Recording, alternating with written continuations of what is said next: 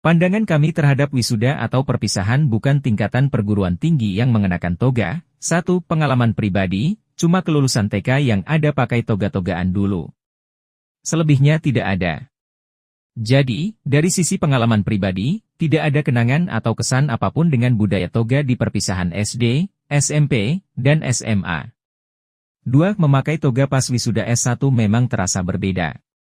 Sakral, karena bukti keberhasilan lulus dari Menara Gading setelah 4 tahun berjuang. Belum lagi, ketika dibacakan nama sendiri yang sudah dilengkapi dengan gelar akademik. Terasa meninggi ke langit. Lanjutan tanggapan terhadap wisuda non-perguruan tinggi pakai toga. 3. Namanya perpisahan dan wisuda, di tingkat manapun, pasti berbicara biaya. Mau pakai toga atau tidak, asalkan biayanya tidak memberatkan maka menurut saya bukan hal yang memberatkan. Kalau ribet urusan pakaian dan ini dan itu, namanya juga hajatan. Kalau rasa-rasanya semua tidak bisa disanggupi, mending tidak usah buat perpisahan atau wisuda.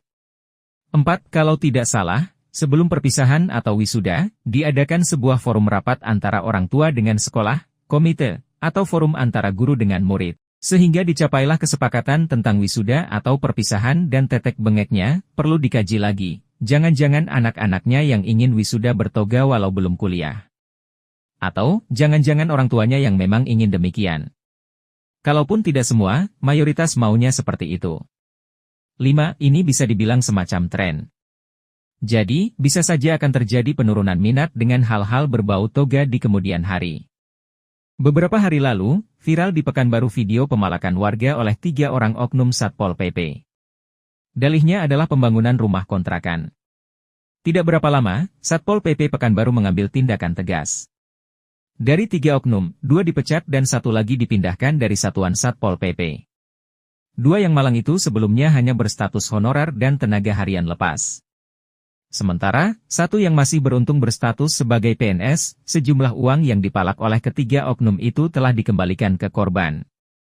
Sekaligus, Kepala Satpol PP Pekanbaru menyatakan permintaan maaf kepada korban. Membaca tanpa bersuara, nyatanya tetap ada suara yang seperti menggema di kepala. Jangan khawatir, karena ini wajar. Tetap dikatakan, meskipun ada gema suara di kepala, kita tetap dalam koridor membaca cepat. Malahan, menghilangkan suara gema ini sepenuhnya sama saja dengan mematikan bagian otak kita yang peka terhadap visual. Timnas Brazil gagal memetik 3 poin di laga pembuka grup D Copa America 2024. Timnas Brazil hanya berbagi skor kacamata dengan Timnas Kosta Rika. Meskipun, Timnas Brazil menguasai 74% penguasaan bola sepanjang pertandingan, sekaligus berkali-kali menciptakan peluang emas. Sejatinya, Marquinhos sempat mencetak gol di menit 30, namun dibatalkan melalui VAR. Kata Marquinhos sendiri, Timnas Brazil sudah bermain apik sesuai rencana, meskipun masih butuh banyak peningkatan. Timnas Italia melaju ke babak 16 besar Euro 2024, mendampingi Spanyol. Sebagai posisi kedua grup B, di laga akhir pun, Italia hanya menyamakan kedudukan dengan Kroasia yang lebih dahulu mencetak gol keunggulan. Gol penyeimbang Italia juga baru tercipta di menit 98, di penghujung laga. Sebuah perjalanan fase grup yang berat bagi juara bertahan.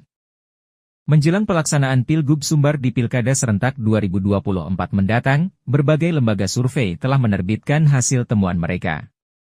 Pada dasarnya, terdapat beberapa perbedaan di posisi selain teratas, namun posisi teratas tetap ditempati oleh petahana Mahyaldi. Posisi kedua dipegang antara Andre Rosiade atau Epiardi Asda, tergantung lembaga survei yang melakukan perilisan hasil survei.